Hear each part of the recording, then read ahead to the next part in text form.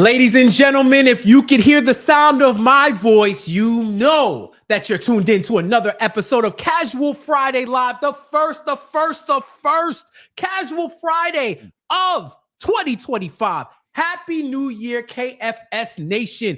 I am Jeff J. On the other side, you know the name, you know the face. He is the GMAC of KFS AC, Andrew Claudio. Andrew, long time, first time, long time. What's up, bro? How you feeling? Well, first of all, Happy New Year, Jeff. Happy New Year, bro. First Casual Friday of 2025. I am honored. Shout out to Queens. Shout out my brother from Queens at the moment. That's right. See the sign in the building for those behind him, I should say, for those watching or listening on the podcast feed. He's got the correct representation behind him. The vibes are great, man. 9-game winning streak. Cats player of the month. He's in the All-Star voting at the moment. We're gonna get to all of that. And I gotta say, like, today feels very much like a Friday in the sense of like it's been a long week. A lot of stuff going on in the Knicks world this week. Your boy's a little rugged, little worn down. Yep. And then I jumped on with Jeff for Casual Friday, and you brought the energy, and I'm back, baby. Let's go. Bring on Hartenstein. Bring on Tornado Alley. Let's go. Yes, let's do it, man. I love to see it. This feels like Friday Night Knicks. This is how Friday Night Knicks is supposed to feel. If I'm not mistaken, this isn't a national game, right? It's not. Yeah. And the unfortunate thing is there is no national game tonight. It's technically on NBA TV. Oh, but this is where us basketball fans, we have to understand the hierarchy. There's college football bowl games going on right now. ESPN is always going to prioritize them. The football playoff is already set. Right. Well, it's not even that's the thing. Game. It's not even a playoff. It's just, bowl games this weekend. Right. So like the Knicks and Thunder got bumped for Duke. So, enjoy that, college football fans. We'll be watching a finals preview on MSG tonight. Yeah, enjoy the Pep Boys Auto Part Bowl, wherever. Yeah, Pop-Tart, Frito-Lay, cereal. Exactly. But, it's cool that we're in the #1 media market, so it will have a national feel because 8 million plus people live in this city and in surrounding municipalities. But I'm hyped, man. And definitely shout out to y'all. Shout out to y'all in the chat. You know the rules. Tell a friend to tell a friend. Like this video if you love what you're hearing. Comment, subscribe. You should be subscription member of KFS already. But if you're not, that's fine. Come on. Hit the subscribe button and you get all the dope Knicks Film School content. And then if you send a link to your Knicks fan people or people who like the NBA in general, they're going to enjoy. The wins are going to grow exponentially, and we're going to have even better time because that's what we do on Casual Friday Live. Andrew told you what the vibes were, and I'm going to tell you, man, my vibes are excited. I'm excited. What a time to be a Knicks fan. This is your era. If you are in your teens and you're a Knicks fan right now, enjoy this moment because through the magic of natural selection and your place in this world, you've arrived at a time where you've avoided the rugged, the lean years and the naders, the multiple naders that this franchise hit over this century. And now you are here to reap the rewards of a competent, exciting, fun, elite, dare I say, team that's built for the now and built for today, this Friday, if you're watching it, because the Knicks get their first test, I would say, in a while. There's been multiple moments, key moments throughout the season. Of course, Boston was the first major test. Then you had Cleveland when they were riding on their 9-game win streak. The Minnesota game, the NBA Cup games. We've had touch point moments throughout the season, but we're starting off 3 days into the new year with a fantastic test in the Oklahoma City Thunder. And y'all need to tap into Andrew's pod. He did the pregame pod. It was the Two Andrews show. It was the Two Andrews. Yeah, it was the Andrew pod, right? It was Andrew Hoops, right? Where they spoke about Knicks and Thunder. So if you need a primer on the Thunder, if you haven't watched them too much this season, or you just want to see what Thunder fans are feeling and what the vibe is around the team, it was an excellent conversation. And I got some great insight from it as well. So just after that pod, Andrew, and what you've heard from the Thunder, what are you expecting from this game tonight? Well, if you remember from that pod, there was an element of it Chat, I see that Andrew chat? is frozen. Is it me or is it y'all? So I don't see that I'm frozen. Am I good? Okay. No. You're good now. Because okay. I wasn't frozen. I had started into my point, so I apologize. Who is in the Matrix? Is it you? Is it you or is it me? But you know what? It's actually that was some serendipity right there that you got caught in the Matrix, because I actually wanted to go in a different direction before we get into OKC, because I want to talk about the week that was and the month that was. Andrew, you are definitely frozen still. I am definitely frozen still. I'm frozen? The chat's saying it's you that it's frozen. What? Okay, so we're gonna do it live. Shout out Bill O'Reilly. Okay, just turn your camera off and turn it back on. So is Jeff frozen for you guys? They said that you froze briefly and that Jeff is good now. So is Jeff good now, chat? Wow, Andrew never froze. Andrew never froze. My gosh, they're gaslighting you like crazy at the moment, Jeff. They say Jeff is back. I didn't freeze. Jeff is 5 cups of espresso deep. That's amazing. Okay, so I'm gonna follow your lead here. Jeff, you got bamboozled. It looks like. Am I frozen for you? No, you're good. No, I'm good. You're good too. Okay. They say I'm good. Yes. J Rose says I don't look frozen to him. So we've had at least 30 seconds of unlimited stream action, right? Okay. Like it's and if that wasn't PG, I apologize for all you people that are your minds are in the gutter. But let's talk about that. This was a side that I jumped the gun to talk about OKC, because we're definitely You're good. We do got to talk about the month that was. Let's talk about December. The Knicks were 14-2, and I felt, Andrew, GMAC. I felt like fans were doing a lot of hand wringing over a 19-4 record over the last 23 games, 14-2. It didn't feel like the same celebratory feeling as the vaunted January 2024 Knicks, right? That also went 14-2. And I just want to get a sense from you. Why do you think that's the case? So, allow me, if possible, to go through the 4 losses. So, the first one was a Saturday against Utah, a team that had won 2 games on the season at that point. And it was very disappointing because that we were hoping that the vibes would continue. Like, how are we losing to teams like this? The way they lost was like a very young physical team that switched a ton, made a ton of shots, and Knicks got good looks, and they end up losing to a bad team that they just weren't hitting shots that night.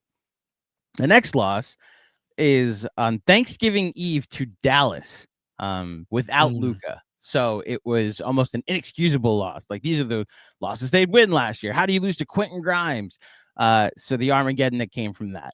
The next one was without Cat, but it was against the Detroit Pistons on homecoming, right? The night that all the Knicks legends were there. And the Knicks just didn't get it done against the Detroit Pistons. Cade Cunningham went off, and that really seemed to be like part of the climax of how frustrated we were with Mikal Bridges and that stretch. And then the last one was, I mean, you felt it. I remember the Casual Friday you did with Sean. I remember the fallout that happened after this one. Atlanta, with no other game in the NBA happening on that night except the in-season tournament game against the Hawks, where, let's just say it, they got punked. They got punked by Trae Young and the Hawks. Really, the entire team, not just the dude rolling dice at the end of the game. And the vibes around those 4 losses were so extreme because expectations have been raised so much this season that in the past, like, oh my gosh, the We Hear Knicks won 9 in a row. We didn't expect that ever. It defied our expectations and our wishes. 2 years ago, the 9-game winning streak was sparked by a trade for Josh Hart. And it was like, oh, like, We got Josh Hart. They don't lose. Then last year, they got OG Anunoby. They don't lose. Like, there was clearly an inciting incident that led to them going on those streaks. You make a trade for Cat and Bridges, the schedule lightens up a little bit. It's almost the expectations are, of course you're going to win games against better teams. You should. This is what the contending team is supposed to deal with. So I've made the choice. You see the hat I'm wearing at the moment. I have not always experienced success without expectations or with expectations in the past. I have made the choice to enjoy 9-game winning streaks while also, and I'm sure we'll preview the Thunder game and as much as possible, while also looking forward to good litmus tests and finals previews when they have the chance to play them. For sure. And I definitely get that sense. And then, for those of y'all who watched me and Showing the W on Casual Friday post dice roll gate, we knew we both made a challenge to this Knicks team to show us who you are. If this is not who you are, then to show us who you are, because who you showed us tonight is not a dope representation of New York. It isn't a representation of yourselves or what this organization has become over the past few years. Since then, they've won 9 in a row. Yeah, haven't lost since. And it's not even just that they've won 9 in a row. It's that they've won it in a variety of different ways. But what remained consistent was their energy and the way they approached the game. I said that they have this year's offensive ability with last year's grit. Last year's the underdog mentality with the superstar skill, which is what I also equate to Josh Hart. That dude, and we definitely get to talk about a lot of players, but that is the type of mentality this current team needed. John was speaking, Macri was speaking about how the reputation around the league was starting to become, this is a finesse team. And that's a euphemism for being soft. If you don't know, that's how I take it. If you call me finesse in a game built on aggression and competitive nature, and you say, well, you're just a little bit too finesse. Maybe you're calling me soft. Maybe you're calling me nice. Maybe you're saying that if the game gets physical, I'm going to fold, or I'm not trying to play physical at all. It could be all of the above or a little bit of some in each bucket, right? But were able. They showed it in the Orlando game. You try to beat them up, it's not going to win. You want to take them to OT, even against the Wizards. You want to take them to overtime. They find a way to win. You want to go into MSG on Christmas and try to literally steal Christmas from Knicks fans like the Grinch. And you'll have a different player step up every single time. Players that have been maligned like Mikal Bridges stepping up. First time in NBA history, 4 different players have scored 40 points in a season before January 1st. They have shown myriad ways to win a game, but throughout all of that, they've shown that intensity and that pride, that internal pride to say, we're not going out like that. And that above all, could talk about the records of the teams that they face, whatever. That above all was what made me a believer into this current team.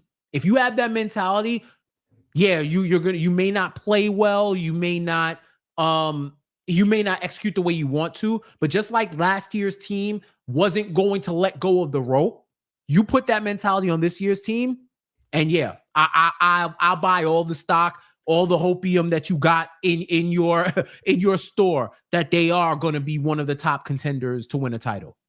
So let me ask you, because again, I felt the same way. I think the large, like, you lose to the Hawks in a game, you only score 100 points. Yeah, like losses happen, like off nights happen. Right. You know, they weren't hitting anything. I actually, like, my defense of, like, Trae Young torched the Knicks. Like, they scored 108 points. Like, on nights the Knicks give up 108 points, they usually win by double digits. With the way the offense he had one hot quarter, and it was the hot quarter where the game turned on its head. So fair play to him, but it wasn't like the narrative didn't match the actual performance on the court. You don't torch a team or get the credit of like dominating a team when your team scores 108 points and you win by 8. Like especially in today's NBA, like the Dyson Daniels of it all was the actual thing that bothered me that night. But the vibes after that and the reaction to it was universal. Like, all right, what is this? Like you said, who are you? What is this team? And I mean, you tell me, because I felt this way after the Spurs win on Christmas, that some of that grit, some of that toughness, like Josh Hart ending the game with 2 offensive rebounds, the way they really seemed to fight to the finish. And it seemed like what was going to be the Wemby show, and really was the Wemby show on Christmas, and what the reaction to Christmas Day was going to be is that, oh, wow, Wemby went and dominated the Knicks on Christmas. Right. It ended up reversing, and it's like, oh, well, he did have a great game, but then the Knicks won. Like, he didn't come into New York and win on Christmas. He came into New York and played well on Christmas, and that almost reversed the, like, you got punked vibes. It's like, no, we like defeated an alien on Christmas, an alien invasion on Christmas instead. Did you feel any of that? Oh yeah, 100%. I remember in the first Wemby game, that first Wemby game last season, where it was an ESPN game, it was a primetime game. They were building the platform for Wemby to take over Madison Square Garden, to have another Nick narrative. And I would have did it too. That's smart entertainment. That's smart. That's intelligent TV. You give the people what they want. The most fervent the most fervent fan base in the NBA versus a literal alien that is taking the league by storm. So great players have great performances on the Garden floor. It was like pouring nitrous oxide onto a powder keg. You knew there was going to be a massive explosion, and Mitchell Robinson put Wemby in jail. Right, so they OG Anunoby did. No, I'm talking about last year. I'm talking about last year. Yeah, that they set this up before. The same way. Remember when Steph came in here, when Steph's arrival happened, and he dropped 50 in a Knicks win. I love when they bring up that game, but they fail to mention that the Warriors lost that game, right? Yep. And then on the flip side, of course, Steph breaks the record at MSG. He could have broke it 2 games before. Yep. Anywhere probably else. 5 games before if he really wanted to. But yes, I'm gonna do it on the grandest stage, because that is the clip that's gonna work the best in my career highlight reel. And where else are you gonna do it? Like, no disrespect, but I'm not doing it in Charlotte. I'm not doing it in DC. I'd rather sit out. Like, you think if LeBron could have made it happen, he wouldn't have scored the broke Kareem's record. If it's not in LA, it would have been in New York. In the Garden. Easily. This is just what we've come to expect. So I saw that fire and that toughness in the Christmas Day game, because the Spurs, while they are hovering around in one game above 500, they do play in the tougher conference. They have been playing against elevated competition throughout the whole time, and they right now they are in contention for a play-in spot. So it wasn't like these were pushover teams. We knew what CP3 was going to do when he joined the team. He elevated that team. We knew what Wemby was, and they're building that surrounding core around them too, right? So it didn't surprise me. It didn't surprise me, but I loved seeing what I saw, because it felt like they wanted that game. They wanted that game more than the Spurs, and they were imposing their will. That was probably the first time all season where I saw that team impose their will on another team that was pretty much winning the game for the majority of the game. And they snatched that win from them just off the strength of will and Mikal Bridges going nuts on the Spurs. Yeah, it's been good to see his season really start to, I don't even want to say turn around. It's just normalized. Like, we're getting back to where we probably thought he was going to be. It hasn't.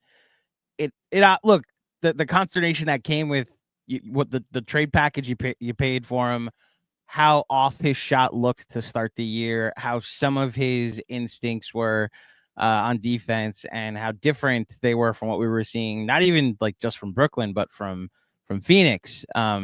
And it's just the complete 180 during the month of December has been awesome to see. And yeah, I understand they were 14-point favorites, but even the Saturday night against Washington, where that was a team hitting literally everything. Justin Champagnie having a 31-10 in a basketball game is not something you account for when you're going through the game plan. And it took the captain going for 55 in a win. Like, I understand it's the Wizards and they've got 5 wins this year, but that is at least still like a thing that, like, again, I brought up the Jazz game. Like, they have lost that game at points this year, and no, they went and snatched victory from the jaws of defeat instead. So it's been good to see that grit, that fight to the finish that we're talking about still exist on this team, while also, maybe this can be a segue into talking about the player of the month, having insane talent at the top of your roster as well. 1,000%. I just want to pause your segue real quick. We're going. Yeah, go ahead. Sorry. I see a conversation going on in the chat about quality wins. This is your friendly reminder that quality wins is not a stat. Nope. It is not a stat. First off. Secondly, if you want to go there, they beat the Suns, and you can say what you want, but the Suns were at that time were strong, and they're still like meandering a bit.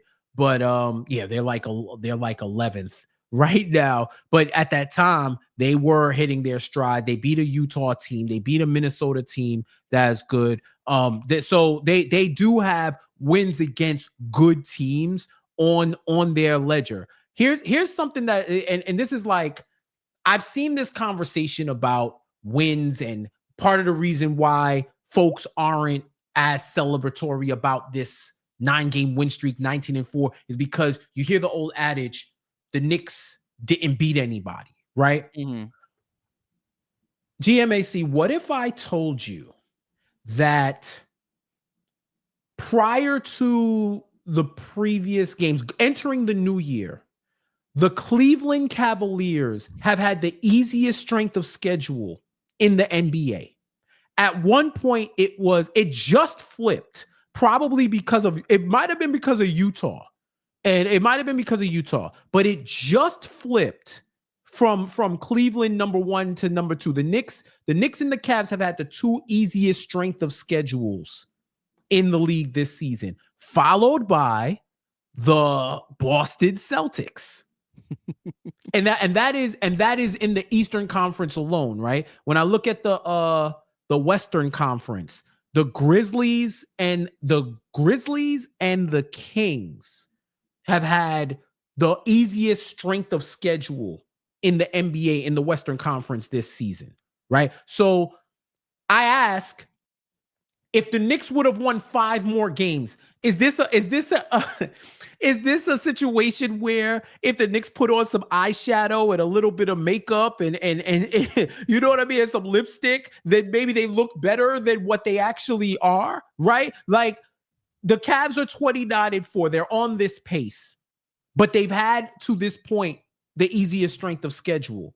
And to the credit, I've heard some people saying like, yo, we're not going to believe in the Cavs until the playoffs. Mm-hmm. But they are spoken about as contenders. And I don't hear this narrative about just off the strength of their record, right? Yeah, like you have to. 29-4. It is what it is. You are what your record says you are, yada, yada, yada.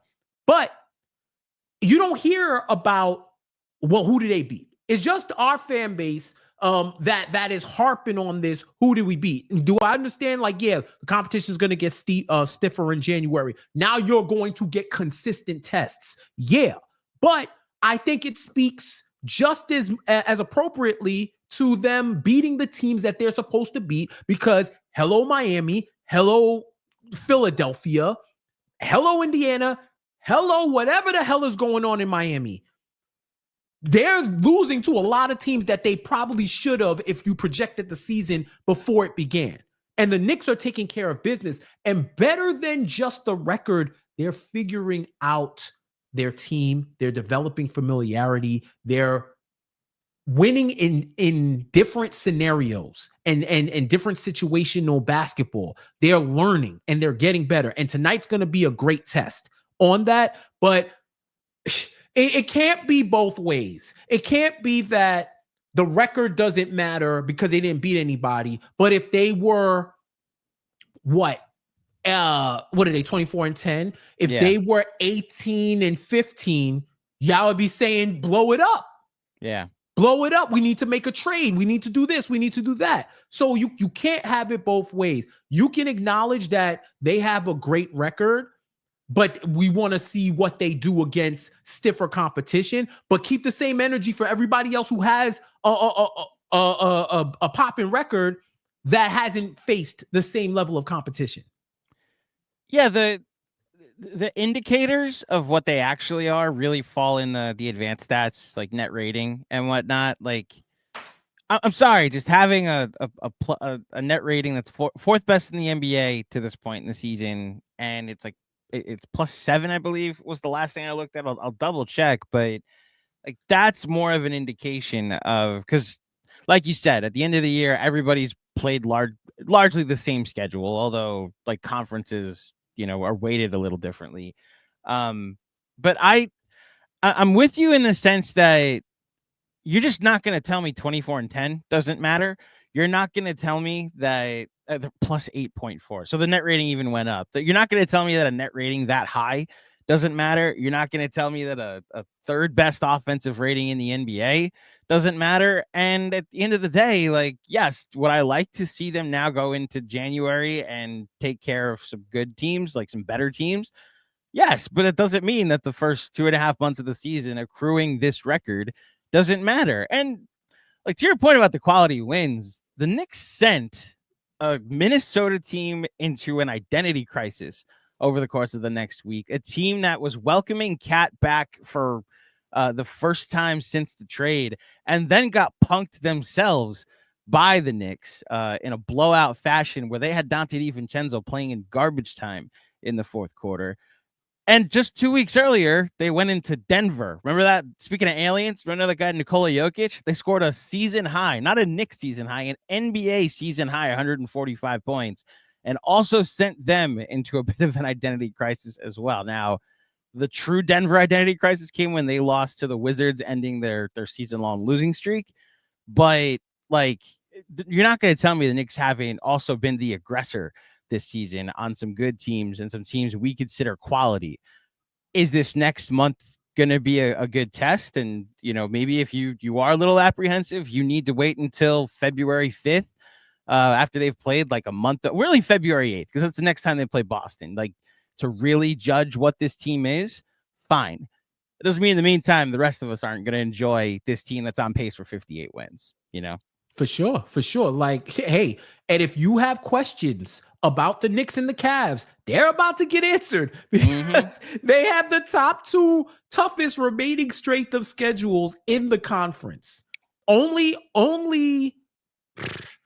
the Grizzlies. It's funny how it works out, right? The Grizzlies, the Kings, the Spurs, the Mavericks, they all are going to be going through it. But within the Eastern Conference, the Knicks and the Cavs right now have the toughest strength of schedule for the remaining year. So we're going to figure out what these teams are going to be. And then when you look at the upcoming schedule, they play the Thunder twice. They play the Timberwolves again. The Sixers have been the Sixers, but they're starting, like, they've played better. They're 10-5 since their last start. So that's going to be a test.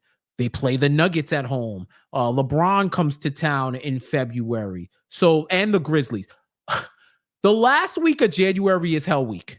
Yeah, that's officially Hell Week. If for the quality wins community and the who have they played nation, look at from the 27th on. Memphis. Actually, let's back it up. I was gonna say, keep going. Yeah. I mean, all right, whatever. I'll even back it up further, right? From January 15th to February 3rd, Philly, Minnesota, Atlanta, Sacramento, Memphis, Denver, Los Angeles, Houston. Purposely skipped over the Nets. Yeah. So this record in January is going, and more so the way they play is going to be definitive to who they are as a team. But we know who he is, Andrew. Karl-Anthony Towns, the Eastern Conference Player of the Month. This man in December was going crazy. This man was going crazy in December. 23 points, 50%, over 55% from the field, a shade under 40% from three, 14.6 rebounds per game, 3 assists, averaging a block a game, almost a steal. What more? Plus 12 point plus net rating.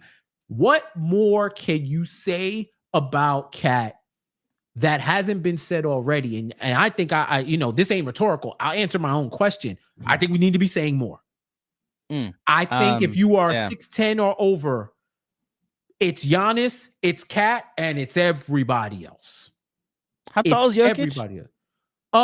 Is he 7 foot? You said 6'10" or over. You said Giannis, over. It's Cat, so it's 6'10". I'm saying in the East. Excuse me. Oh, in the Eastern Conference. Let me be clear. I apologize. In the Eastern Conference, we talking Giannis for big men. The big men classification, because Giannis can play power forward all he wants. He a big man. Giannis and Jokic, and that's it. You want to talk about the league? Giannis, Joker, Cat. Those are your big three. Yeah. Your literal big three. And there's no narrative that you can give me right now to try to disprove what I'm saying.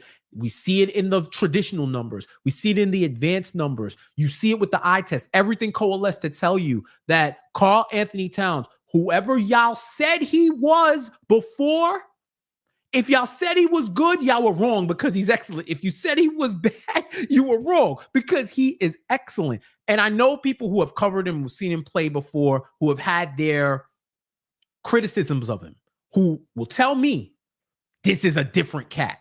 Yeah. Like I said, he was like a house cat. He was a pet when he was in Minnesota. And this one is a feral, wild panther, jaguar, whichever one is in the cat family. He is firmly entrenched. He is a bodega cat in New York. He is a bodega cat, irreverent, holding the fort down. The leader of the watch, protecting all snacks in front of him and behind him. This dude has been better than advertised. And the beauty, Andrew, of watching his game is that I discover an aspect of his game that's gone underrated for me every time I watch him play. Yeah. Yeah. Like what else? His passing. Yeah. That was the number one. I didn't know he had all of this in him. And I've probably seen a pass or two when he was in Minnesota, but the creativity, his eye, he might be the best quarterback in New York right now. He might have the best downfield vision that we have of the current quarterbacks in New York. You might be second, Jeff. That's not a high bar. Like, Drew Lock has been balling. He has Drew Lock. Oh, excuse me. That's right. Future giant quarterback Drew Lock, who's gonna play them into the ninth pick. Drew Lock getting the Tim Hardaway Jr. Award for tanking your draft position when you didn't need that type of game at that moment. But that's for another time. But he has great on-court vision. When he gets the outlet, he does an excellent outlet pass. He gives me Kevin Love vibes off of the rebound and throwing it up to Josh Hart or whoever's open. He's out here doing the Jokic water polo passes behind his back around.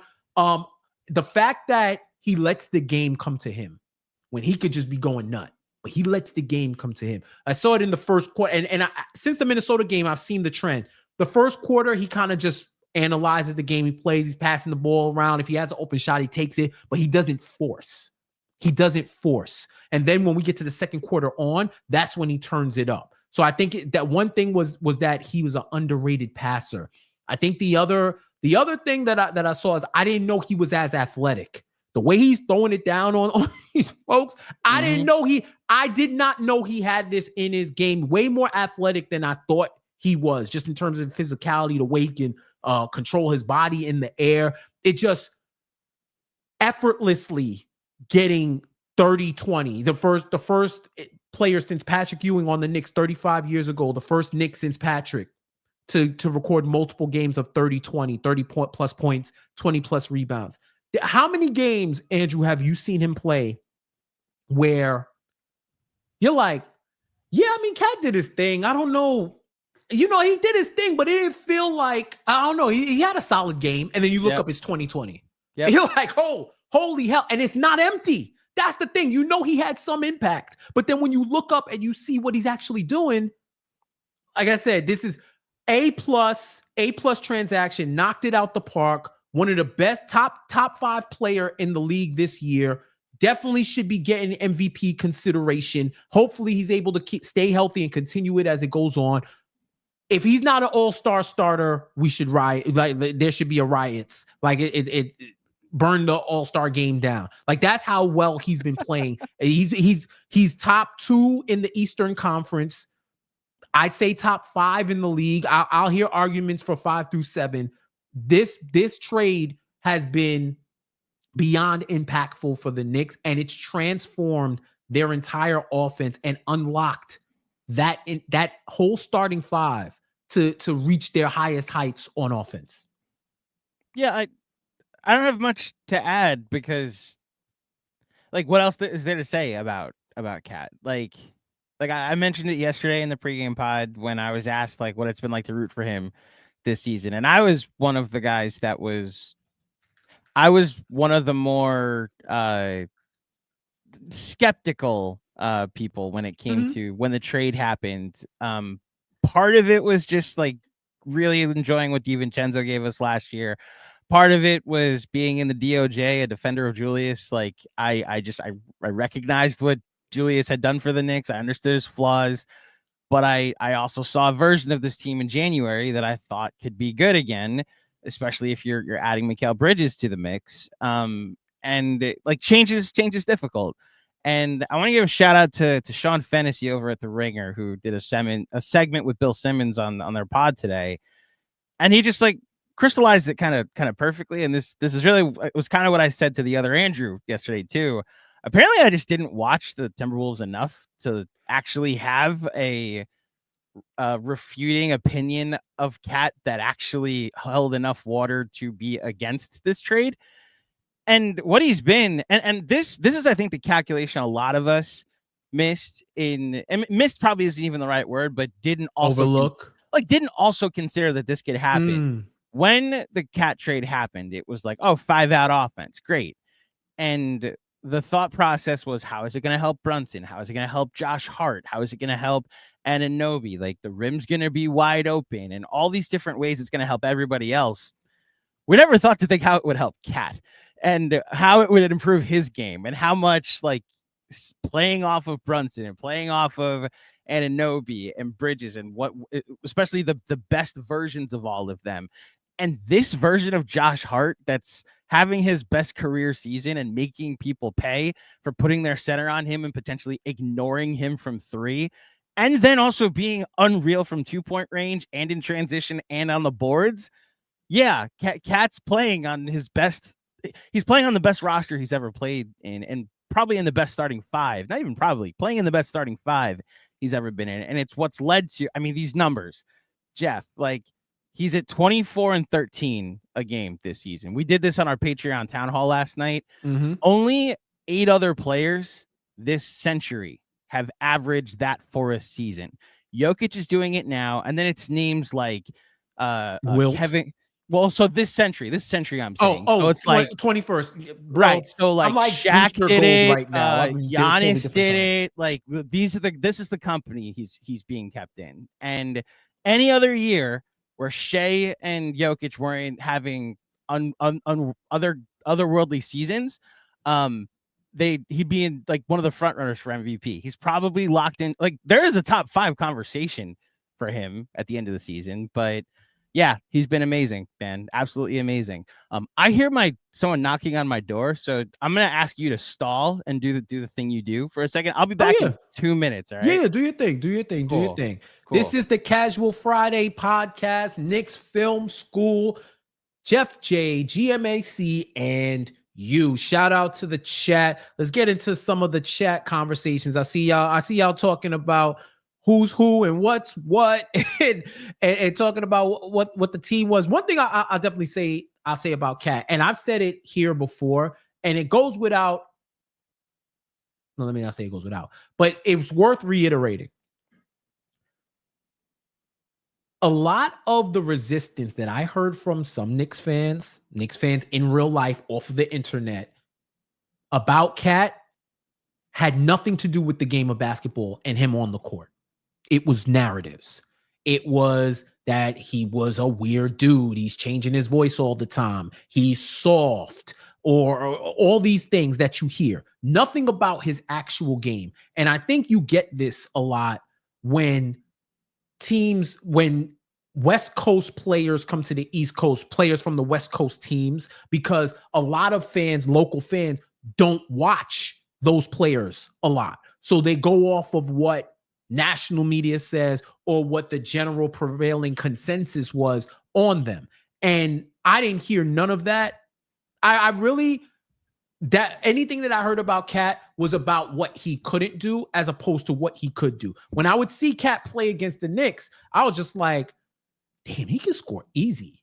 But you know what? He's soft, whatever. Like, whatever. Even when I would hear the years of hearing about the trade rumor for him and Julius, I just said, yo, we have a certain mentality on this team. I don't want to change it by bringing in Cat. I don't know if that happy-go-lucky vibe is going to vibe with this current team and this city.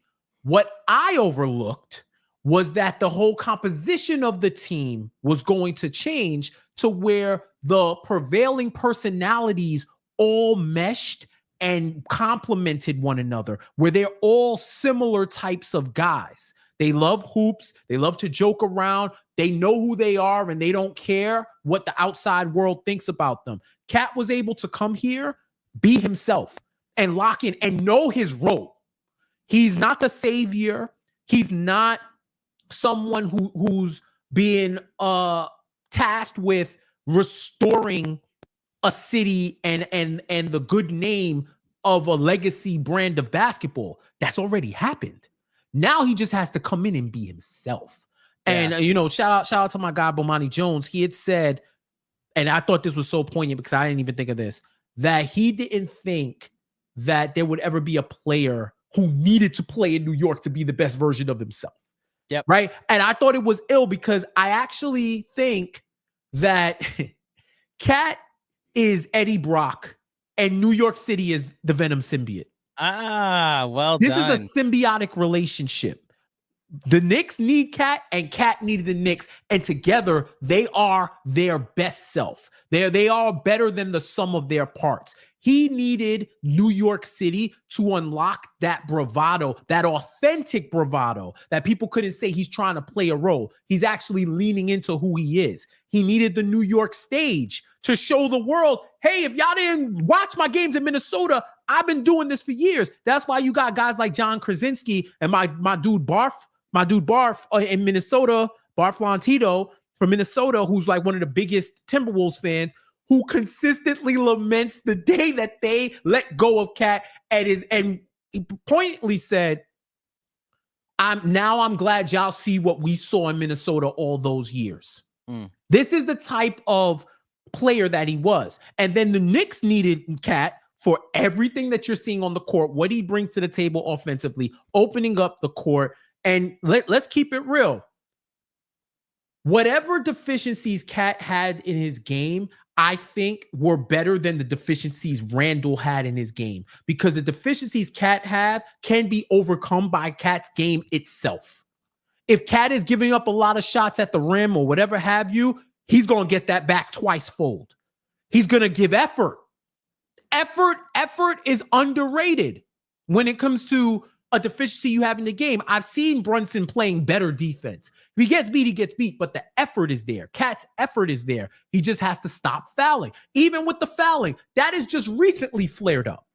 That's recently flared up. But for the most part, he going to get his third foul before the end of the half, just because, why not? He feels, I'm like, yo, Ram, you got two. You don't got one. Don't waste that one.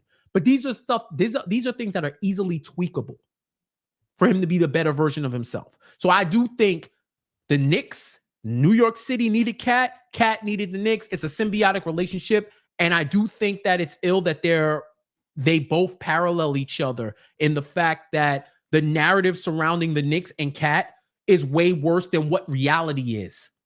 It's twisted to what reality is because it's easier to lean into the narratives and bank on them confirming the bias that you have, as opposed to watching what they actually are and being level-headed about it. And I love that now both the Knicks and Cat are working together to dismantle whatever people have said about this franchise and this team over the last few years or tried to deny, because now it's undeniable that they are one of the best teams in the league and he is one of its best players. The only thing I'll add, and I forget, it's someone at the Strickland made this comp, and I thought it was perfect at the time, but what you mentioned about him coming here and knowing it's not his team, the Jeter and A-Rod comps are so perfect that, like, A-Rod came here and knew this was Jeter's team. The only difference is, and the ESPN series on Derek Jeter, the unnecessarily 10-part, although it was well done, I should say, documentary about He's the captain, Andrew. He's the captain. You didn't think you thought it was gonna be 5? Wait, it's 10 parts. It's 10 parts, and the last 3 are about the Marlins. Come on, man. It did not need to be 10 parts. Okay. It's like, hey, we signed for a 10-part series. We gotta make it. We gotta make it. I get it. Your content, and Randy Wilkins, a friend of mine, it's a great, like, as a baseball lover, I enjoyed it, which is why, like, me complaining about its 10 parts is like, I'm a bit of a hater. I promise. Like, I understand it.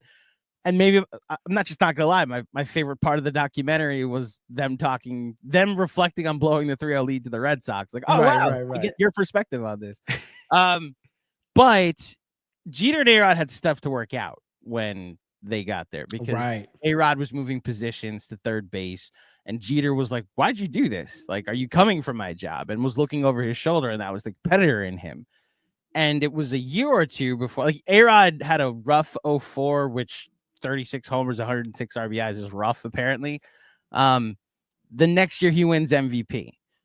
And it's almost as if all those issues didn't exist with the Knicks. Cat came here and Brunson was like, welcome. He was like, okay. And now he's having his 05 season, his MVP season. And it fit so perfectly, knowing I don't need to be Derek Jeter. I can just be A-Rod. And it's what we're seeing. Like, the hierarchy, everybody knows their role. Everybody knows, like, nobody's trying to be more and thinking they can do more. And the pieces are fitting perfectly. And it's perfectly captured in what you're seeing from Karl-Anthony Towns. 100%. He's well-deserved of that player of the month. And I expect to see a lot more going in the future. It's also great to see Mikal Bridges regressing to the mean of being the player that we knew that he could be, and that he's been consistently throughout his career, and then some.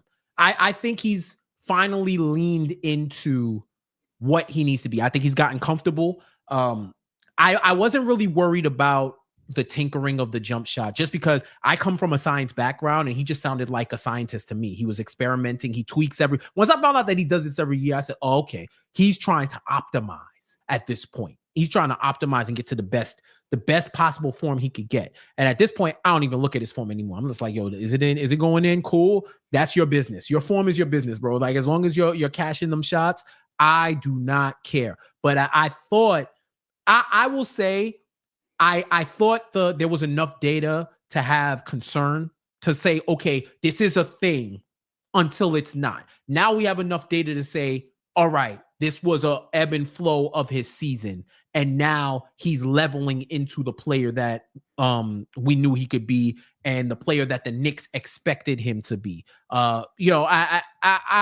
love the support that he got from his teammates and people who knew him, and was like, yo, he's gonna be all right. I thought it was funny when we're talking about apology forms. I'm like, yeah, give the apology forms to the people who was talking about benching him. Because I said straight up, that is not happening. Yeah. There's no way in hell that you bench Mikal Bridges. He's just gonna have to figure it out. But what I remember when I saw that Josh Hart quote, I said, well, it's going to have to be a two-way apology. He got to apologize for them first few games. Up until Charlotte, he got to apologize, and the fan base can apologize right back for not giving him at least 30 games to figure it out. I think that's equal and that's fair, because nobody was pulling this out of their ass. Like, we saw what he saw, and it wasn't even the offense that people really cared about. It was the fact that he was getting torched on a nightly basis on defense, and the numbers reflect it. And now he's finally gotten back to where he was before, and I think it's all leveled out. Love the fact that he got that Christmas Day shine in the 40-plus point game. I love the fact that he can hit playoff level shots, and he's taking them and continuing to hit them at a fantastic rate. I think he's somebody who's like a perfect third option on a team where anyone could be the first option, it seems like. So all in all, I think the Knicks are happy with the transaction they made. Yeah, look, fans are gonna fan, and I think we've done a good job as Knicks Film School in allowing people to emote and be frustrated when players are playing poorly. And like you said, that Charlotte game was kind of it probably was the rock bottom of the Mikal Bridges struggles to start the year, because then the next game was the New Orleans game where he hit like 7 threes in the first half, and it was like, oh, okay, like you just needed to play a really bad Pelicans team. I think the dangerous thing is jumping to conclusions, and I really hope I didn't. Like I talk to Mike a lot, so I hope I never jumped to a conclusion with Mikal Bridges. I don't think I did. And I'll just say, like, any of my frustrations came from like being a fan and seeing him struggling, but also like organization was wondering the same thing. Like, what did we trade for? Like, we've gone all in on this, and this is not off to the best start. I would say the organization and any Knicks fan, any concerns you had that your frustrations would be a full season long have started to go away. And it's why this game against OKC is a good test. Mm-hmm. But let's not forget, like, the last two quote unquote tests they've had were the game in Minnesota and Christmas Day against Wemby. Mikal Bridges showed out in both. So he's passed the last two tests we put in front of him. Now here's the next one. And it just so happens to be an advanced Regents, so good luck tonight. If you know, 21 and a half points per game, 50%, 56% from the field, 43% from 3-point range. He's making three threes a night on 7 attempts. And his mid-range numbers are going crazy. Add in about almost a steal and a half a game, almost half a block. Like he's been doing everything that he can do to affect the game. And so is Josh Hart. I got to give Josh Hart back-to-back triple-doubles. And this is a theme with this team where this man got his second triple-double, and it was like, all right. Yeah. Like, it was like, oh, that's cool. That's cool that you did this back-to-back. And it's Josh Hart. Like, this dude, he is the embodiment of what this team's mentality should be. He is. I said it before on the socials. I bring it here. I think he is a star talent. He's like the star actor that plays the best supporting actors that you've ever seen in the history of TV and movies. He's a superstar talent in a role player's position. This is a dude who, if he was needed to be a third option, I think he could be a viable third option. I've heard people talk about playmaking on the Knicks, and do they have a secondary or third playmaker? He's quietly been one of the playmakers on this team, being able to set up the offense and get people in position, telling people when to cut, making the cuts himself, setting up people for alley-oops. This dude is doing it all. He's doing it all. And he's a player who I think he is, like Kaz says, he's the Carmelo Anthony of Draymond Greens. But I do look at that archetype of someone who, if you need it, it's just like being in New York. He is like that storefront. If you need it, we got it. Don't ask how we got it, but we got it for you. At this, Dave, we need you to attack the offensive glass. You got it. We need more facilitation, some assists. You got it. Yo, Josh, we're down. We need some threes. He got it. This has been the player that he's been. He's having a career year. And I feel like we're saying that about a lot of Knicks right now, which shows when you have a free-flowing offense, when you have threats from the offensive position across your entire team and across your starting five, people are going to benefit. And he's probably the best opportunist on the Knicks to take advantage. He's a menace in transition. He gets a lot of his points on the fast break. And he just knows what the Knicks need, and he's able to give it to him. So I want to give a special shout out to Josh Hart, because I know it's not your job to score 30. I know it's not your job to score 30, but I know you can if you want to. Yeah, the traditional way contenders are built in NBA history, it usually like starts with getting the guy potentially in the draft. And then, getting the guy and then adding pieces through the draft, right? And what's been interesting about this Leon Rose era is like the draft picks did happen. You know, Quentin Grimes, RJ Barrett, Emmanuel Quickly, Obi Toppin, even Deuce McBride. Like they did happen, but the large part of the contending core is going to be through trades and free agency.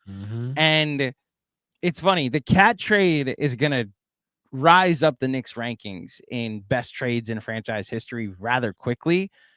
And yet I still want to put the Josh Hart trade over it, like trading Cam Reddish and a protected lottery pick for Josh Hart. And he becomes what everything you just said, a playoff hero and really one of the leaders and part of the identity and the culture of this team and what the Knicks have been known for over the last 2.5, however many years going forward.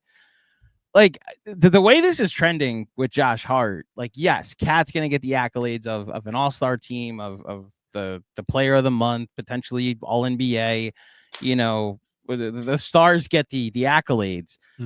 But like, I'm starting to broaden my horizons with where Josh Hart could end up in franchise lore by the end of his Knicks tenure. Like, I'm just gonna not call it crazy that one day like Hart 3 is hanging from the rafters one day. Like that's how good he's been, how important he's been to the identity of this team. And yeah, just like how many big playoff threes am I gonna have to see before I like eventually start to consider him one of the most important players in franchise history. So yeah, I'm right there with you. I could tell you right now, if this team wins a title, it's gonna be a lot of jerseys you can't wear anymore. Yep. You know, that 11, it's going up. That Hart 3, it's going up. Well, I think I've already come to the conclusion Brunson's like he could probably retire at the end of the season and still. Well, okay, he probably still has to win something, but I just like we have guys up there that haven't won titles. It's really just Ewing now that I think about it. But, right. Like that's what Brunson has meant so far. So maybe retire at the end of the season is too strong, but I think he's already won the hearts of the franchise and the fan base, won enough games, like been part of enough winning that he's trending toward that. But yes, 11's up there. We'll see about, 32 eventually. And then, yeah, I wouldn't be shocked if 3 is up there one day too with Hart and not Starks, which is kind of wild to think about. Which is wild. But I promise you, Starks will be just as happy to see the number 3 in the rafters, even if it's not him, because there's a legacy to that number. There's a legacy to that number. So, yeah, for sure. And that takes us to OKC. That takes us to OKC tonight. And then the schedule, we got a Thunder sandwich, right? Over the next few games. We got the Thunder this Friday. Back-to-back Friday night Knicks. This is a home and home Friday night Knicks. Yeah. Back-to-back Friday night Knicks with the Thunder. Then the Bulls, Raptors, and Magic. Yeah, the Magic. They play the Magic on Monday. That's our Knicks Film School at MSG moment. Yes. Invading MSG on January 6th. Yes. In the true spirit of Americana, there will be an invasion in Madison Square Garden on January 6th, right? So, yeah, man, like I'm hyped about this game. Like honestly, I just had like 5 thoughts at once. Yeah, go ahead. It's cool that there isn't really smoke with the Thunder. Like the franchises don't have a history or beefs or anything like that. So, win or lose, I'm going to feel hyped if they win. Like if they win, I think all Knicks fans should be able to talk as much shit as they want. But like, I don't feel any vitriol towards them. Like Hart, I think 90% of Knicks fans would have drove him to JFK themselves if he came and said, yo, they offering me $70 million, but I want to stay. No, fam. Thank you for your service. Thank you for tomorrow is not promised. You better take that money today and go live yourself in Texarkana, in Texarkana country. So do you think that's the ratio? 90% of Knicks fans? Okay, I'll be more conservative with it. At least 75. If Hart and Style was like, yo, they're offering me $70 million, but I want to come back. Like, of course, the diehards or super fanatics would be like, no, you gotta stay with the Knicks. You know they'll find money for you under the table or something like that. Blah blah blah. It's like, fam, $50+ million to find under a table has come from a laundromat. Okay, that is not coming from a bank account. It's coming from a laundromat.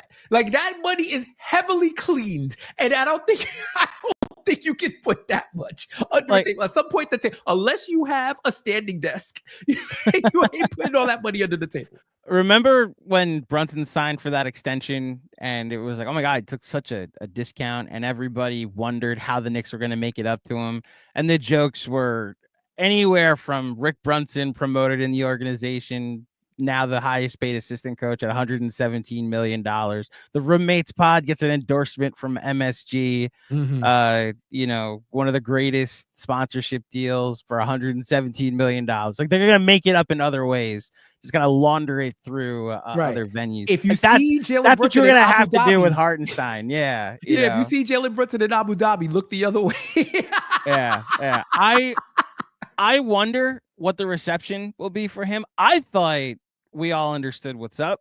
And when he got the offer he got, it's like, all right, listen, I'd love that you were here. And I would have loved for you to come back here. That's just too significant a discount to come back and to leave. I thought it was like that. And over the course of the summer, I started to see a more vocal opposition to that.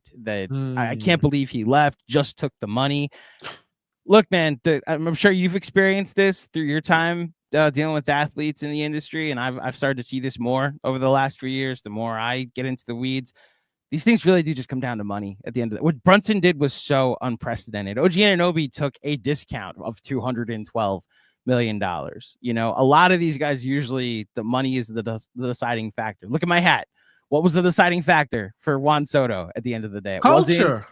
Yeah, totally. The Yankees escorted his family out in security. That's why they were apparently the front runners until Sunday night when he eventually signed, because Steve Cohen said, what about $800 million? Oh, okay, sure.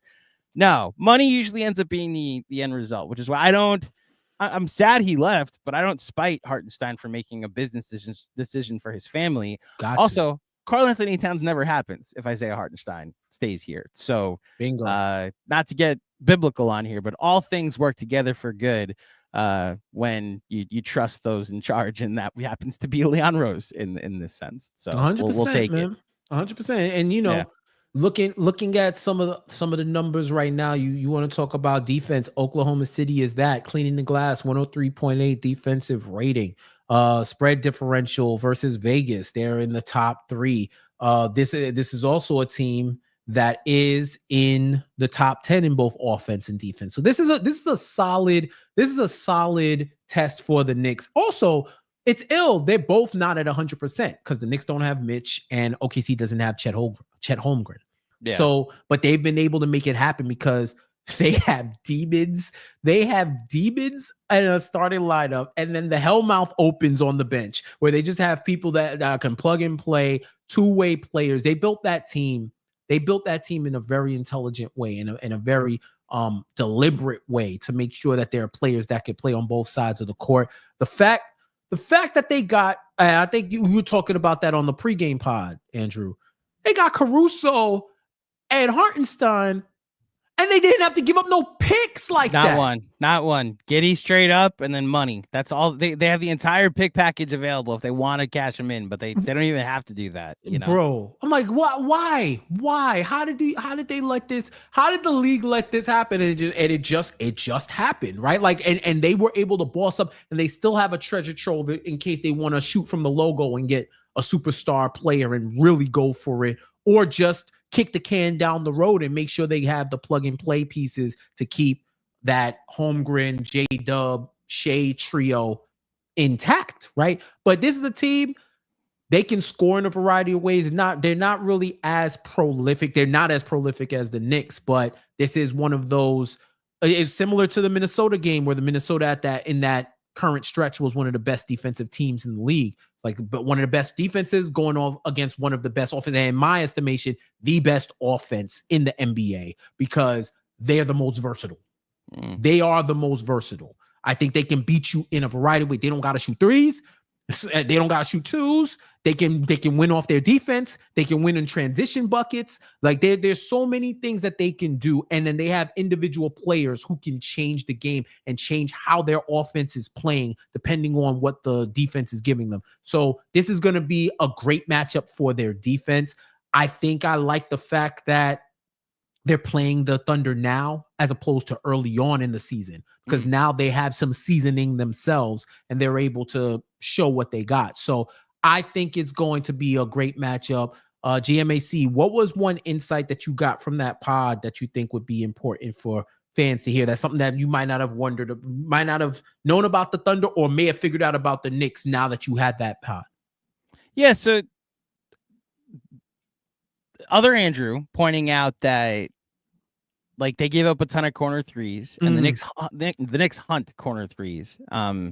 That told me advantage Knicks. Like the plain the simple answer is like elite players have usually given them trouble. Like Jokic torched them, Wemby torched them. I guess it was the Spurs without Wemby, so take that out. But like the 5 games they've lost this year, Giannis went off, Jokic went off, and you wonder in the games the Knicks have surprised us this season when they sent Denver and sent Minnesota into those identity crises, like their elite players went off for big moments. I like that. I like the matchup in favor of the Knicks to have Cat play against Hartenstein. Hartenstein's more of a rim protector, having him guard in space. We saw the issues with that in the playoffs last year when they had him guarding Miles Turner or even Embiid at certain points last year. I will say, and it's a weird game for expectations because I'll only be disappointed and like bummed tonight. Like, yeah, I want the Knicks to win, but if they lose and it's close, it's a learning exercise. Like, okay, like this is how we match up against the team that's won 13 straight games and is 28-5. If they win tonight, I'll be ecstatic. Like the vibes will be through the roof, but they lose tonight, but it's close. Like, all right, we gave our best shot to this OKC team. And then we play them at the Garden next Friday. Like we get a makeup test next Friday when they play on our soil. So, right. I think like this is the nature of the contending portion of the team. Like with these regular season games aren't as live and die as much as our head coach treats them like that, but these end up being information gathering exercises for potential rematches come I'll say it, April, May, or even June. So I'm curious to see how the styles make fights. Top 3 offense, top 1 defense. The Thunder third quarter net rating has been outstanding. The Knicks have the best third quarter net rating in the NBA. So yeah, in the past we've said it tongue in cheek, but this is legitimately, like, the NBA would agree with you. This is a finals potential preview, and it'll be fun to watch on just our local stations, not on national TV tonight over in OKC. And how many times have we heard that in this era, that this is a finals preview with the Knicks being there? And I remember that used to be the standard. Now the standard is returning. So once again, Knicks fans, be happy where your team is at. Luxuriate in the moment, because there's a lot of teams and fan bases that would love to be the Knicks right now. Yeah. So definitely just enjoy what they're doing right now. I think I'm more worried, not worried, but my focus in January is how they take care of home base, how they do against the upper echelon of the league. I'd love to see at worst a split in these 2 games against OKC. I think that's fair. I think that's fair to ask. Like if OKC holds home court, it's almost like this is the bonus game for the Knicks because it's in OKC. I think MSG is a must win regardless. Like as in terms of, for me, saying like, yo, I'd rather y'all be able to defend to show that you're defending home court. But of course I want all the games. I want them to go 2-0, but I definitely want them to say, I want to see how they do at home. I want to see how they do against the upper echelon of the league.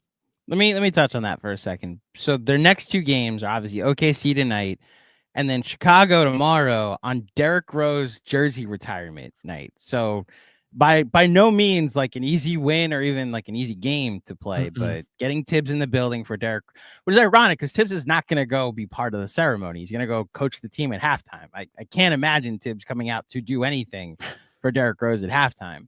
But I say that because you get through these next two games, and then from January 6th, Monday, until February 8th, the Knicks play 16 games, 13 of which are at home. The 3 road games are Brooklyn, which is not an away game, Philly, which is barely an away game, and Toronto. So they don't leave the Northeast over the course of the next month. It's all home games, basically. You get through those 16 games, like say they split these next two, so 25 and 11. Those next 16 games will tell me a lot. If they're 8-8, you're still 14 games over 500. But like that's a stretch where you're like, okay, we're a 500 team against the upper echelon, and they were all at home. Honestly, for me, Jeff, like 10-6 or better, and I'm gonna start to think some things about this team going into the playoffs, like what they could eventually be long term, and it like sets us up right for the trade deadline. It'll be perfect time to really evaluate what this team is.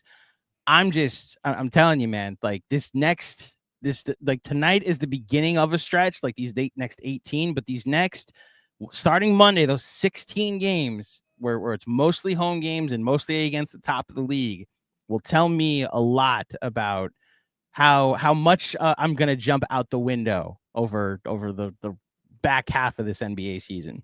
Here's something to watch. I heard about some stats thrown around about teams that win 40 games before they lose 20. And right now the Knicks are 24-10.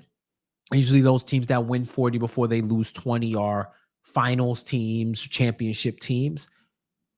They have a shot. They would have to go 16-9 over their next 25. If they go 16-9 over their next 25, well, of course the 16 would have to happen before the 9. Right? The 16th would happen before the 9. But so if they lose 9, like that's 19 losses. Oh, 9. That's what I'm saying. Like 16-9 over the next 25 gets them to a ghost number. That gets them to 40-19. Right. So if they go 16-9 over their next 25, I mean, look, this is a team. Once again, I said your excitement level should only increase, and I think the only concerns at this point are the concerns that are usually the main concern that's been around, which is the minutes. And I know, Andrew, you definitely wanted to touch on that. How are you feeling about Clockgate? Look, do I wish they were more controlled? Yes. Am I choosing to enjoy 24-11? Also, yes. 24-10. Whatever. I already gave them the loss today. Excuse me. 24-10. See, now you got me adding the I know. loss. I sent my ghost number to you. I apologize. I'll take it back. Look, every person I talk to, really like outside of Macri, is like, yes, the minutes are a concern. And at the end of the day, I don't know how sustainable they are. I will say it's really just one player for me. Like, I don't mind, like the Knicks have showed us how much of an Iron Man team they've been. Like Cats, honestly, mostly because of foul trouble. I actually think his minutes have been more controlled than other players. Brunson has had fourth quarters where he sat because they're up by a bunch, and then he doesn't, like, his shift usually means he comes out at the beginning of the fourth quarter. And like the Josh Hart and Mikal Bridges thing, like I've watched Josh Hart play 40 minutes for an entire second half of a season, and he ended up breaking down, I guess you call it, in the playoffs, but only because he got elbowed in the stomach, like in the second quarter of Game 6. Like for the most part, Josh Hart has shown to be stable, and this Mikal Bridges thing is almost an experiment that I just want to see what wins out. It's a guy that's never missed a game against a coach who's determined to play him as many minutes as possible. One of these extremes is going to eventually win out. Either he's finally going to miss a game, or he's going to set the record for minutes in a season. Like only one of two things is going to happen. The OG Anunoby thing is what concerns me the most, that he's top 5 in minutes played and has shown to be a guy that, I mean, that's a soft tissue injury. I know we had the the sports doctor, Brian, I'm blanking on his last name, but we had know him you're talking on. about. Like, we had him on during the playoffs, and he said, like, the minutes load isn't what caused it. I'm going to listen to the doctor on this. So if he says it isn't, fine. I also recognize, like, I checked out Hot Hand Theory. Shout out to XJ and Jeff. Like, I'm not able to conclude that high minutes don't lead to injury, especially just like the chance of injury is just higher the more you're out there. You know, it's like the more you're on the road, the more likely you are to get into a car accident. That doesn't mean like people don't go the speed limit in different speeds. Like it doesn't always have to be your fault if the accident happens, but the more you're on the road, it just increases the likelihood. It's really just an OG Anunoby thing, because the guy does not know how to jump and land on his feet. Like, he's always falling on his hip, which I would just like for him to learn how to fall gracefully. It's like the Tua thing, you know, where I'd like him to be taught how to fall. And at the end of the day, I'm at the point of, I hope not. Like, are these minutes too much? Are they extreme? Yeah, I hope not. I hope come playoff time, they get that week off before the playoffs start. I hope they rest up well. I hope the All-Star break is spent like an actual break.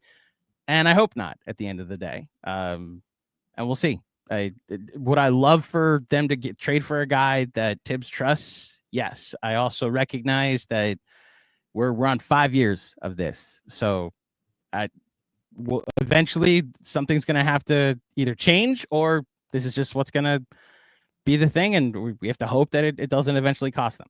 Yeah, one thing that I got from High Hand Theory, shout out to X and Jeff, that I thought was important was it isn't even so much the minutes load, it's the consecutive minutes. Consecutive shifts, yeah. Because you do get to a diminishing returns when you're playing Mikal Bridges 15 straight minutes. At some point, he's not going to be as good as he is, because you're out there for a long time, and I don't care how much of a motor Josh Hart has and how much of a motor Mikal has.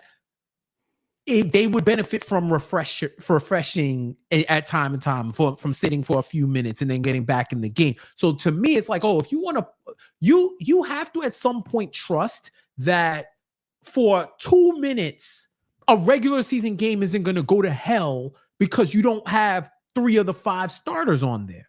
You know, you got Shaman, you got Deuce, you got Campaign, you have Precious. I don't think there's a reason why they shouldn't get second half minutes. Then again, I'm not there in practice. I don't know what they're not showing Tibbs to not get on the court. I think he just rides with the hot hand and rides to the wheel fall off. And that's what I've pretty much seen. Last year, I thought the minutes discourse was kind of ridiculous, and the numbers proved it. This year, I got no more bail money. I am anti-bail reform, because this man is his recidivism with the minutes limits or lack thereof is enough to shut me up. Like, people talk about Tibbs and minutes, I got nothing else to say, because he's proving them right. So, yeah. If at the end of the day the results are like wins and losses, then like Tibbs has you there. Like, he wins more games than he loses by this method. It has yet to be proven whether this can lead to a championship, which we'll see what happens this year come playoff time. Like, we're not going to get the answer to this question until April, May, and June. Barring any significant, knocking on any wood I can find, any wood, any injuries that could potentially happen before then. This is the conversation I have with a lot of people. Like, shout out to Fred Katz, former friend of the pod, because he doesn't cover the Knicks anymore. He and Monica McNutt had a good conversation a week or two ago about the minutes, and the 3 of us came to the same conclusion that it's not the minutes load that's the issue. It's the consecutive shifts that really work out to be the diminishing returns, to use that word, but also just increase the likelihood of injury in that sense. So exactly. If they can get a little bit more under control, I'd appreciate it, which is why this deadline is going to be interesting. And this next month that we're referring to is going to also be interesting. I'd love to face all these good teams at home with the best roster possible. And I would like them to be healthy is basically what we're alluding to. So we'll see what happens. My kingdom for 35 minus minutes. Game. Not 35 plus, 35 minus. I will say, I don't think it's a DEFCON 1. Like, I think I'm concerned is the response. I don't think it's as drastic an issue, but I do think it is an issue to monitor, and we will see a month from now if it's an even more significant issue, if that DEFCON level gets raised. For sure. Let's get to these super chats before we get out of here, Drew. Hush Zoo, sup fellas, ring us tonight or blow it all up. Yeah, hell yeah. Yeah, I mean, like, trade Cat, fire Tibbs, bench Mikal, cut Josh. That's how it sounded sometimes, but I get it. Fan is short for fanatic, so I know how y'all give it up. Bingo. Yeah, thank you for that, Hush. I appreciate you. Javier Montalvo, Heat and Shambles, Drew admit me making casual Friday live. Life is good, huh? I will say this. Last night, Jeff, I put this in the faculty chat. I was sitting there with a Red Bull after I got done. Red Bull is like my night. I don't drink alcohol, so like my nightly drink is like, I'll sit down with a Red Bull and calm down for the night. Basically, it evens me out. Right. I'm sitting there watching the Sixers down by 30, and Jimmy Butler has asked for a trade. The Heat are in shambles, and the Knicks are 24-10 and on a 9-game winning streak. Happy New Year, everybody. God bless America. It's just what a time to be alive. Man, you want to talk about a return on investment. This is like the Knicks fans basking in this is like Enron coming back from the dead, bro. This is like, yo, this is a sight to watch. So you deserve it. I don't care what anybody says. The fan base deserves it. Hush Zoo one more time. Thank you, sir. You think Mitch/Precious will be Knicks in March? You think Mitch/Precious will be Knicks in March? I honestly don't know. Yeah, I'm at such a loss because any player, Hush, that you potentially want that's worth a damn, I have to think somebody else that has first round picks available can outbid the Knicks. Right. Like the Dorian Finney-Smith thing was interesting, that the Knicks apparently never even kicked the tires on it. In 3 seconds would have got it done. I'm inclined to say yes. Jeremy would probably tell us differently. I don't know. It's a bad answer. It's bad podcasting to say I don't know, but which is funny. Someone just put in the chat, this is good podcasting. I don't know the answer to this question, Hush, whether they'll be Knicks in March. This is a Jeremy Cohen question. He's got a cap or no cap coming soon, so he'll break down what the options are for Precious Achiuwa, so check that out. But yeah, I'm inclined to say yes, but I could be very wrong. Yeah. If they're not, then I expect the player that replaces them is going to be somebody significant. Significant enough that now you'd have Deuce, Shamit, Campaign, and it's probably going to have to be a big.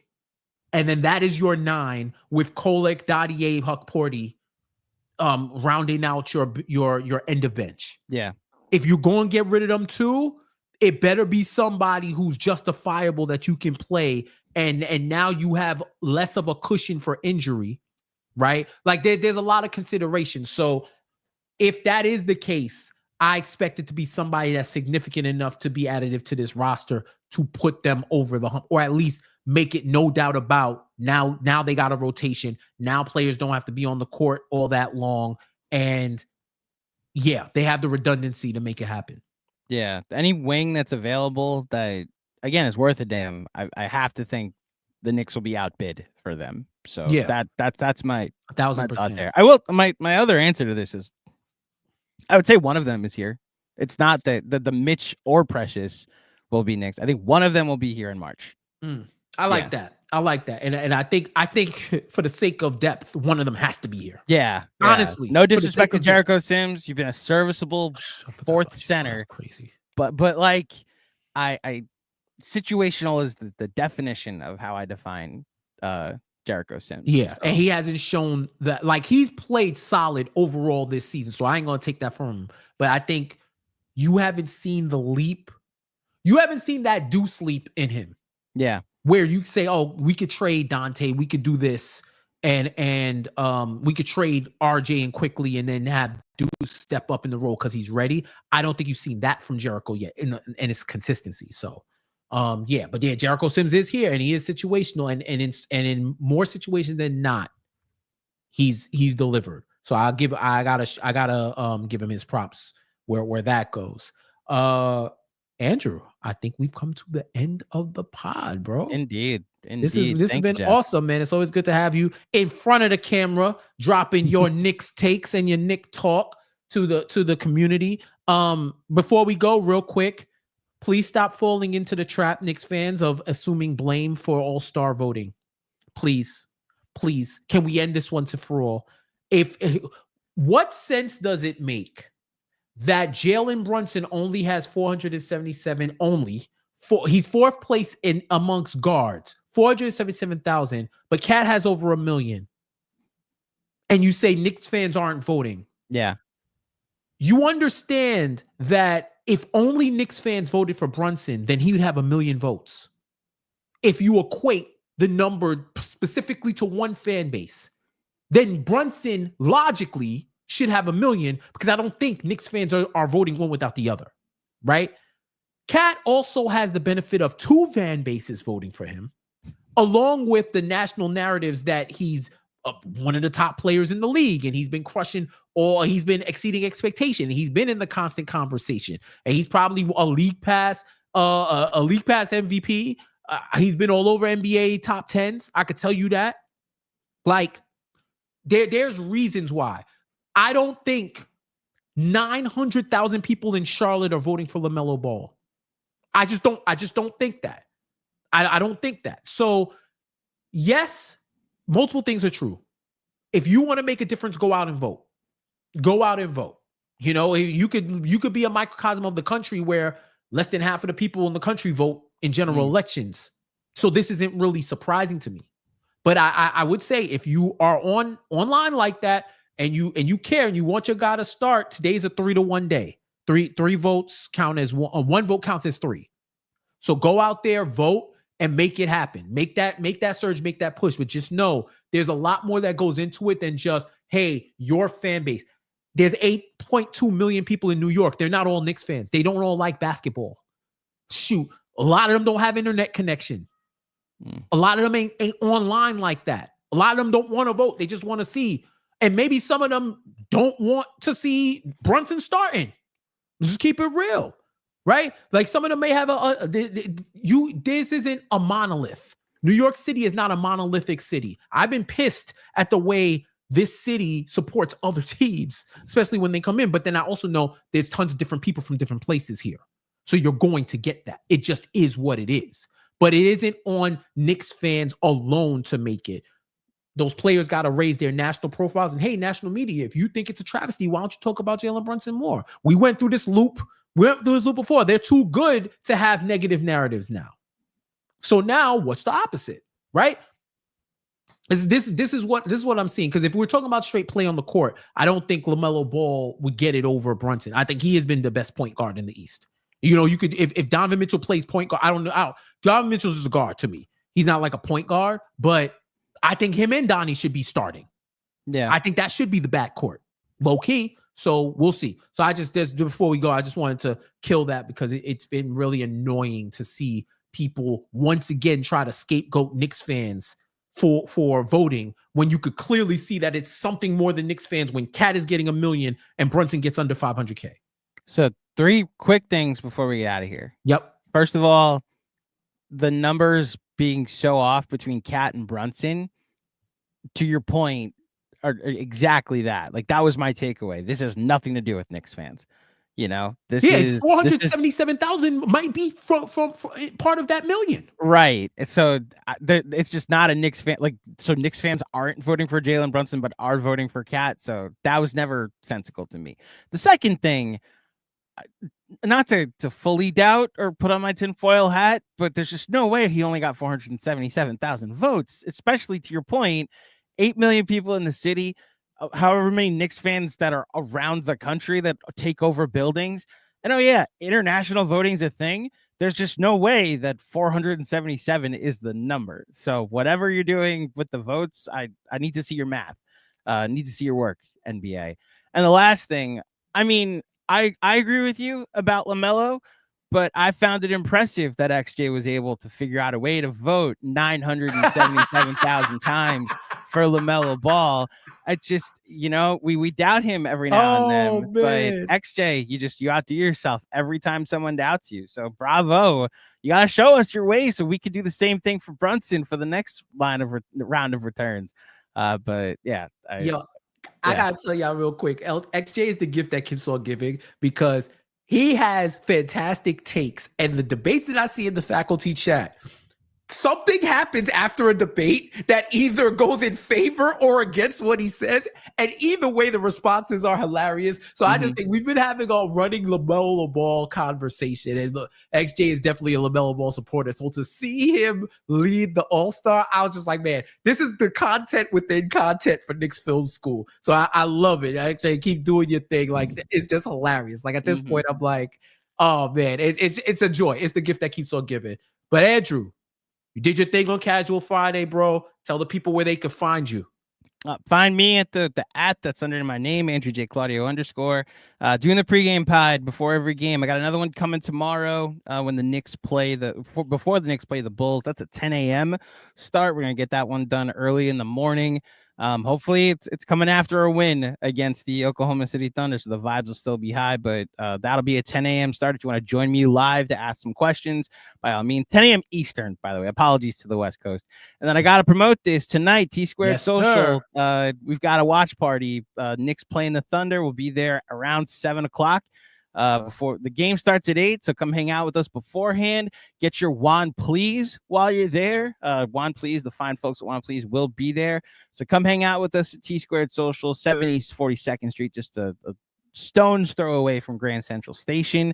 And Jeff, my man, thank you so much for having me on this edition of Casual Friday. You know it, bro. And thank y'all for joining us.